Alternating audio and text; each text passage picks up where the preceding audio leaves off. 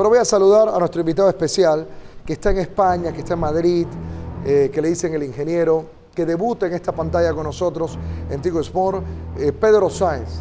Pedro, ¿cómo estás? Buena tarde. Estoy yo aquí golpeado como fanático de la Juventus con esta derrota ante el Maccabi Haifa, ¿no?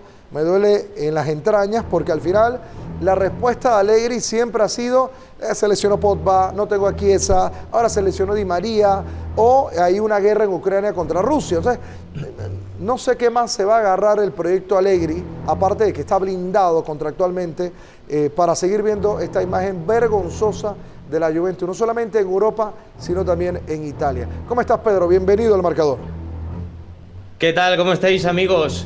¿Cómo estáis? Bueno, pues sí, me acabo de dar cuenta, la Juventus ha perdido y otro atacazo más para los de Allegri. ¿Qué decir? Cuando pones todas las excusas y echas balones fuera, pues poco más tienes que decir. O sea, cuando no tienes argumentos futbolísticos, solamente te quedan poner excusas de que el césped está mal, de que había una guerra en no sé dónde, y al final los que juegan son tus 11 jugadores. Que por supuesto estamos viendo que esta temporada la Juventus no ha planificado bien su temporada. Vamos a ver cómo sigue, pero bueno, la verdad que perder contra este equipo es un poco preocupante. Sí, aparte de Pedro, ya no me puedo burlar del Fútbol Club Barcelona. Voy a tal vez terminando jugando fuera de Europa. El Fútbol Club Barcelona ya está enfilado en la Europa League. La Juventus puede que quede cuarta en su grupo. No, una cosa sin precedentes. Bueno, lo del Barcelona, a mí sinceramente, Ronnie, no me sorprende, porque aunque el Barcelona hizo muchos fichajes, luego los analicé con los números y la mayoría de fichajes no son destacables, salvo Robert Lewandowski o Jules Koundé. Pues la mayoría de fichajes no son para tanto y sobre todo para el precio que se ha pagado. Entonces, que acabe en Europa a mí no me sorprende, Ronnie. Wow. Te va a saludar José Miguel Domínguez Flores, el Chepe Bomba, que está conmigo acá en el marcador. Primero que todo, aún más agradecerte, Pedro, por estar acá. El popular ingeniero, popularmente el ingeniero del fútbol mundial, Big Data Man, está con nosotros en el marcador y te va a saludar el Chepe Bomba. Ingeniero, ¿cómo estás? Un abrazo, te saluda el Chepe Bomba. ¿Qué tal, Chepe, amigo? ¿Qué tal? ¿Cómo vas? estás, mi hermano? El tema del hombre del momento a nivel nacional, a nivel panameño, Ismael Díaz. Hace unos meses nos tiraste una big data de él, hablaste de que es sinónimo de victoria en el equipo que esté. ¿Cómo está Ismael en este momento y qué números manejas en cuanto a estas 2 semanas o al mes que tenemos? Pues solamente decirte que hay un dato muy positivo de Ismael Díaz. Resulta que desde 2020 a 2022, actualmente, el panameño ha mejorado 20 puntos en el Big Data. ¿Esto qué quiere decir? Que está a la altura en cuanto a progresión de los grandes de Europa como Erling Haaland o Mbappé. Y esto quiero que se entienda bien. La curva de progresión de Ismael Díaz en este caso es muy positiva y rara vez se ve este tipo de curva. Por ejemplo, la temporada pasada promediaba 0,62 goles por partido y esta temporada, si no recuerdo mal, lleva 4 goles en 10 partidos.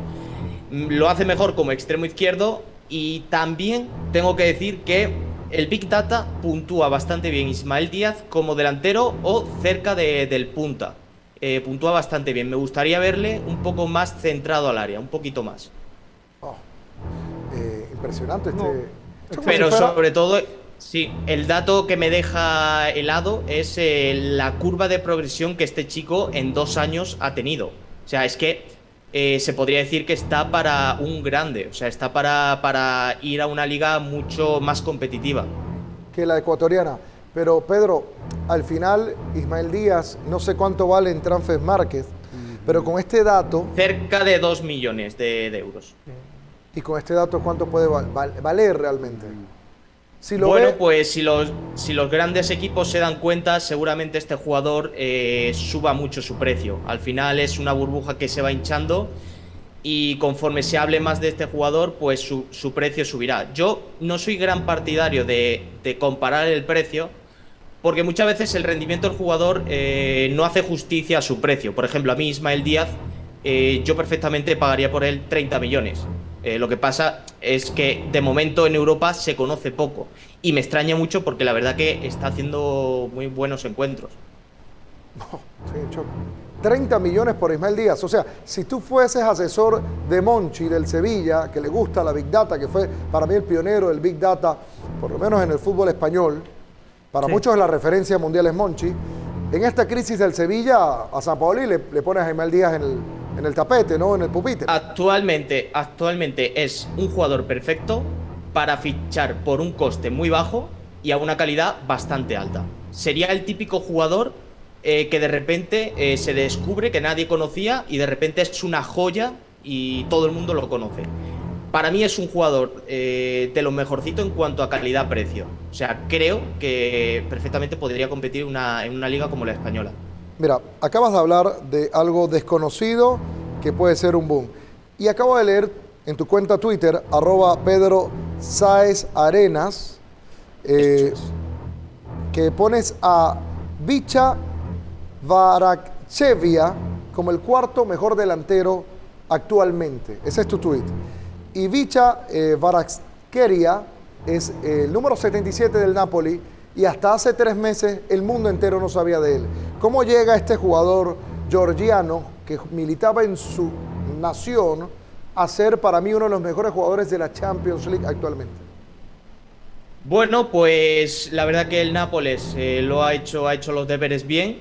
Le ha salido muy bien la incorporación de este jugador y ahora mismo es el cuarto mejor delantero del mundo, según el Big Data. Por así decirlo, el top 5 delanteros es Erling Haaland, segundo Robert Lewandowski, tercero Kylian Mbappé, cuarto, si lo consideramos jugador ofensivo delantero, Vinicius Junior, cuarto Kvyat y quinto sería Vinicius Junior, ¿vale? ¿Con esto qué quiere decir? Pues es un jugador que a priori no era muy conocido o en términos generales no lo conocía mucha gente y el Nápoles ha encontrado ahí un filón y ahora mismo tiene un rendimiento espectacular, tanto que se habla de que el Real Madrid lo podía fichar y que ha hecho unas declaraciones de que era fan de Guti, de José María Gutiérrez, del mítico jugador del Real Madrid. Entonces, pues el Nápoles ha hecho muy bien los deberes. Por ejemplo, la Juventus en este caso no. No, porque contrató a Di María y en el Big Data es el número 1 en lesiones. Claro, es que Di María ya es un jugador que está cerca del retiro. Es decir, al final, contratar a Di María sabes lo que te vas a esperar. Sin embargo, contratar a este tipo de jugadores, como este jugador que estamos hablando del Nápoles, pues tiene menos nombre, sí que es verdad, pero según el Big Data, según el rendimiento deportivo, sobre todo la pasada temporada, pues era un jugador que si lo pones en un club con unas condiciones buenas, pues despunta y así lo estamos viendo. O sea, el Nápoles líder de la liga y bueno, y en gran parte por este jugador. Sí, Pedro, te va a saludar Víctor René Mendieta. Ya hablamos, ya tú le buscaste el Big Data a la de Leyenda. Leyenda, para que saludes a Pedro. ¿Qué tal, ingeniero? Buenas tardes acá en Panamá, René? buenas noches. La verdad me llama la atención y para orientar más que todo al pueblo panameño, todo lo que no están viendo en este momento, de la información que usted da sobre Ismael Díaz, es interesante también de que el Big Data, los clubes a nivel de Europa mantienen estas propuestas también, mantienen esta tecnología, porque si usted la tiene, los clubes también lo deben tener, porque este jugador, con ese manejo que tiene en el club donde se encuentra en Ecuador, y lo que tira, lo que arroja del Big Data, de alguna u otra forma tiene que llegarle alguna información o alguien tiene que estar cerca para darle algún tipo de recomendación sobre este nombre Ismael Díaz. Sí, mira, René, yo a los 25 años que tiene Ismael Díaz, creo que dará el salto, si no en una temporada, en 2. Ahora mismo el Big Data en Europa se centra sobre todo en equipos pequeños. Normalmente quien apuesta más por el Big Data son equipos pequeños de Europa y normalmente en la base de datos la mayor parte son jugadores europeos. Pero yo creo que en 1 o 2 años esto será mundial. Es decir, tendremos datos de todos los jugadores y de todas las categorías. Y al tener datos de todos los jugadores y de todas las categorías, por supuesto que el mundo descubrirá a Ismael Díaz, ¿no? Entonces, ¿qué va a pasar? Yo creo que si sigue en esta progresión, las lesiones no le respetan y tal, creo que dará el salto a una competición un poco más, por así decirlo, mejor o más competitiva, ¿no? se habla, bueno, siempre se dice que las ligas europeas suelen ser un poco más competitivas y a mí no me extrañaría verlo en una liga italiana o en una liga española, en un Rayo Vallecano, incluso en un Sevilla. Volviendo al tema de Crachovia, el jugador de Krashkevia, el jugador del Napoli. ¿Cómo el Napoli da con un jugador que militaba en la Liga de Georgia? O sea, ¿cómo reemplazas a Mertens y a Insigne con Vicha Kvaratskhelia? ¿Cómo llegas a él? Entonces tienes que tener también... Bueno. Yo pienso, Pedro, que a través de la Nation League, o sea, estás viendo la Liga C de Europa y este tipo le metió 4 goles a alguien y entonces tú dices, ¿por qué? Como pasó con Haaland, que le metió 9 a Honduras en un Mundial Sub-20 y ahí todo el mundo se enfocó en Haaland. O sea, para que tú llegues a ver a este jugador que creo que nadie puede repetir 3 veces de manera consecutiva, Vicha Kvaratskhelia, Sí. para que puedas ver a este jugador tuviste que verlo en un torneo de naciones, porque nadie está viendo la liga georgiana, pienso yo. Sí, efectivamente, la liga georgiana, con todo el respeto, no es la liga más vista del mundo.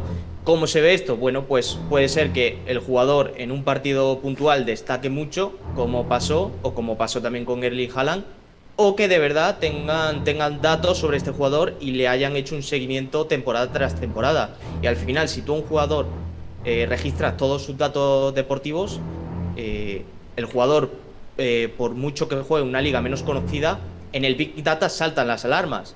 Como seguramente en el Nápoles, imagino que la gente del Nápoles es inteligente y apuesta por este tipo de tecnologías, habrá saltado la alarma de este jugador y habrá dicho: oye, vamos a cobrarlo a un precio menor y luego este jugador se revaloriza si todo hace presagiar que el rendimiento que se le espera, ¿no? Ahora mismo, por ejemplo, está tasado en 35 millones según Transfermarkt, pero es que se fichó, cuando se fichó valía unos 15 millones, es decir, ha duplicado el precio. Entonces, este tipo de fichajes, sobre todo en una época en la que está el PSG, el Manchester City con todos los jeques, apostar por este tipo de tecnologías es lo que hace que tengas una mayor diferencia con respecto al rival. Fichar barato y a una buena calidad. Y por ejemplo, el Nápoles le ha salido bien. Pero no sale. Sabes que yo soy seguidor de la Liga Italiana. Un jugador como él, primero pasa lo compra el Napoli, lo manda al Lecce, luego lo manda a la Udinese o lo compra a Verona, pero que vaya directo al Napoli, a jugar Champions League y a romperla, a ser titular y ser hoy en día el hombre que te mete los goles en el Fantasy, en la Champions, o te mete las asistencias, o marca la diferencia, porque realmente hay un Napoli totalmente distinto con él y uno sin él. O sea, hay muchos factores que me hacen ver a este tipo hoy como un fenómeno. Sí. Bueno, aparte de él, también es lo que he dicho antes, tener un equipo que también cumpla atrás y que le dé esas características al jugador. Entonces, el Nápoles sí que es verdad que ha hecho una gran planificación con este jugador. Antes, este jugador, pues normalmente se cedería a un club, se dejaría un par de años para que crezca deportivamente y luego vendría al Nápoles. No, ahora ya la gente debuta con 17 años, con 18, como está pasando con Gavi o, por ejemplo, como está pasando con este jugador, que tiene 21 años. Es decir, cada vez están debutando más jóvenes en grandes clubes. ¿Y esto por qué es? Bueno, porque los clubes arriesgan más y sobre todo porque se intenta, vuelvo a repetir, fichar a un coste más bajo e intentar predecir el rendimiento del deportista. Ingeniero, si hacemos el contraste entre Kvaratskhelia y lo hacemos contra Rafinha del Barcelona, ¿qué te apunta al Big Data? Bueno, pues es que creo que compararlo sería un insulto, si me permitís. Y lo digo porque Rafinha está entre el 35% de peores regateadores del mundo. 35% de los peores. Es decir, creo que Chepe podría regatear mejor que Rafinha a este paso. Wow. ¿Vale? ¿Con esto qué quiero decir? Que, por ejemplo, Vinicius, que se comparaba mucho con Vinicius está entre el 95% de mejores regateadores del mundo. Actualmente, estoy hablando actualmente, a día de hoy. Entonces, el fichaje de Rafinha por el Barça nunca lo voy a entender Por ejemplo, en cuanto a tiro, Rafinha está muy por debajo de la media, está entre ese 20% de peores tiradores de cara a portería del mundo. De hecho, solamente lleva un gol en 10 partidos, que me hace recordar que Hazard también lleva un gol en 3 partidos. Hazard, ese jugador tan... bueno, que ha fracasado, ¿no? O que está fracasando en el Real Madrid, pues lleva los mismos goles que Rafinha. Entonces, creo que compararlo con el delantero centro del Nápoles, creo que sería una pérdida de tiempo. Pienso que Rafinha, sí, ¿por qué no decirlo? Rafinha ahora mismo, para el precio que se pagó, es una estafa. Es una estafa. ¿Cuánto se pagó? Bueno, pues se pagó, en teoría son 60 millones, lo que pasa que hay una, bueno, creo que eran 45 más 15 en variables, pero esos variables son puntos a cumplir muy fáciles. Por ejemplo, que juegues un mínimo de partidos y tal, es decir, al final de la temporada creo que se va a poner en 60 millones. Y hombre, 60 millones, un jugador de 25 años que venía de un equipo a punto de descender como el Leeds la temporada pasada, creo que es demasiado. Creo que es demasiado y bueno, así el rendimiento lo está demostrando. Es un jugador bueno. Es un jugador bueno para un Sevilla, para un incluso un Nápoles, para un club, no como un Barça o un Real Madrid. Pero 60 millones estamos hablando de palabras mayores. No, increíble, ¿no? Es que el Barcelona pareciera, Pedro, que no aprende de los errores. O como decimos en buen panameño, no aprende, o sea, lo dejamos así, no aprende. El Barcelona no aprende porque ya gastó muchísima plata en la última gestión de José María Bartomeu, comprando a Griezmann, Coutinho, el propio Dembélé a precios estratosferos, y ahora hace lo mismo el nuevo presidente, Joan Laporta, contratando a Rafinha. ¿De dónde sacaron a Rafinha? Obvio, Rafinha no estaba jugando en el Manchester United, City, Chelsea, Tottenham, Liverpool. Estaba jugando en el Leeds United, que recién había ascendido con el loco Bielsa y había tenido una temporada en la Premier League. Pero era un jugador que realmente a mí no me llamaba la atención. Y cuando veo que el Barcelona lo contrata, yo digo, algo vieron que yo no vi. ¿Pero qué vieron, Pedro? Bueno, vieron agua en un desierto, es decir, no vieron nada. Se pensaron que vieron algo. Y con esto te explico. Rafinha, lo único bueno que es un jugador bastante peligroso. Y me explico. La variable peligroso quiere decir que tiene muchas oportunidades, pero luego hay que rematarlas con tiros, con regates. Y es un jugador que recibe muchos balones porque es un jugador rápido, a veces habilidoso, pero en cuanto a lo que viene siendo regate y tiro que se le pide a este jugador, pues la verdad que no despunta, ¿vale? ¿Qué pasa? Que es un jugador muy estético y que para el ojo humano parece ser que incluso es más bueno de lo que es. Y luego los datos son los contrarios. Un gol en 10 partidos y una asistencia. Hazard lleva los mismos números. Porque es brasileño, porque es brasileño. También podría ser. Es decir, a mí Rafinha, yo lo dije en julio de que creo que el Barcelona se estaba equivocando al pagar 60 millones. Yo por Rafinha hubiese pagado 25, 30 millones. Algo así. Incluso yo no lo veo como titular. O sea, para mí es mucho mejor Ansu Fati y Dembélé. Pero bueno, yo creo que son este tipo de jugadores que el Barça ficha, como lleva fichando 5 o 6 años, que por una pasta y luego se equivoca y los vende por 10, 15 millones o lo ceden durante 2 años. Pero ya pasó con Malcolm, ya pasó con Coutinho, en fin. Pero ingeniero Mendieta, le saluda nuevamente. Cuando uno ve a Rafinha, cuando estaba en la pretemporada, previo antes de la pretemporada del Barcelona, que empieza a ver los resúmenes donde jugaba, era un jugador deslumbrante, un jugador que posiblemente, obviamente en ese equipo no había ningún tipo de presión, la camiseta no pesaba, era una competencia para él, la verdad, hasta desigual diría yo, porque sabía dónde estaba ubicado, pero al irse a un paso más alto, a un equipo competitivo, a un equipo importante a nivel mundial, ahí automáticamente cambia la mentalidad del jugador, sabe la responsabilidad que toma, sabe a dónde va a ir, la camiseta que pesa a nivel de las exigencias que tiene en las diferentes competencias, por lo que ha pasado el equipo en los años anteriores. Entonces, esto hace de que la mentalidad que había en el equipo United, el Leeds United, ¿no? Leeds United, sí. donde estaba, era un poquito más relajado, pero al llegar acá ya se nota la deficiencia del jugador que no trasciende, que no es parte fundamental de la ofensiva del equipo, lo que deslumbró en la parte de la pretemporada. Hoy día estamos viendo la deficiencia que tiene y de quizás esa personalidad que le falta para poder ser competitivo con los otros compañeros y ser importante a la ofensiva del equipo del Barcelona. Sí, por supuesto, o sea, al final el contexto es que es muy diferente. Es como hemos dicho antes, Rafinha venía de un Leeds, estaba a punto de descender el equipo y lo ficha a precio de jugador estrella. Creo que esto le ha hecho mal al jugador, porque al final el jugador no tiene la culpa, el jugador es el que es. ¿Qué pasa? Que si la prensa lo empieza a comparar con Neymar, con Vinicius, y lamentablemente Rafinha no es ni Vinicius, ni Neymar, ni ninguno de estos. Entonces, si tú lo comparas con este tipo de jugadores, le haces un mal al jugador. Y estamos viendo esto, que Rafinha está fracasando y que al final el Barça pues se va a arrepentir de pagar esos 60 millones. Wow. Chepe, no sé si tienes alguna otra pregunta para Pedro. En el momento de Cristiano, Pedro, no sé si tendrás por ahí la Big Data de Cristiano Ronaldo, que el fin de semana alcanzó los 700 goles a nivel de clubes. Sin embargo, solamente lleva, si no mal recuerdo, 2 goles en la presente temporada. ¿Cómo está Cristiano en la Big Data? ¿Qué refleja? ¿Qué nos tira? ¿Ya está en el ocaso? ¿Ya le sale la jubilación? Lo resumo.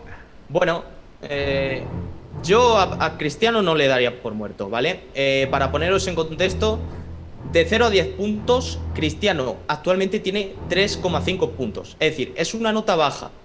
Pero claro, ¿por qué es tan baja?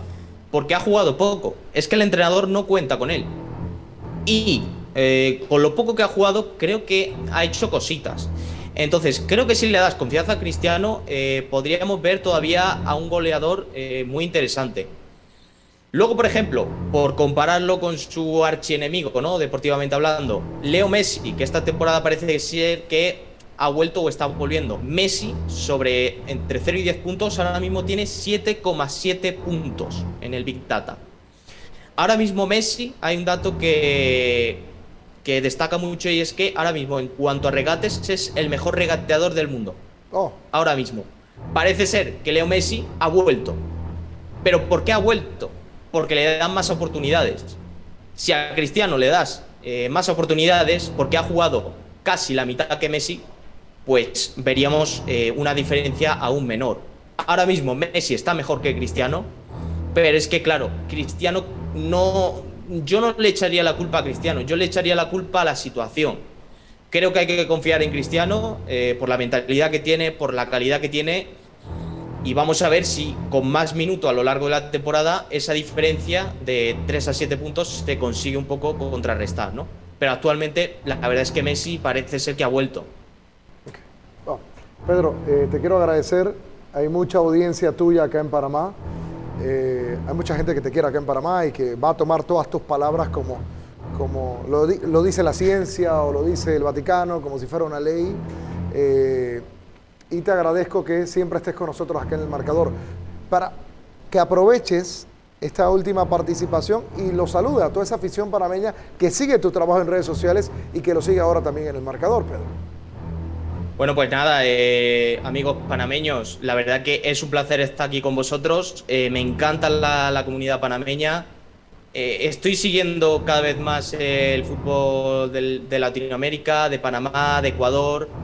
Entonces, pues nada, es un placer y aquí para lo que necesitéis, aquí el Big Data estará a vuestra disposición. Gracias, Pedro. Un abrazo, Pedro. El ingeniero. Gracias a vosotros.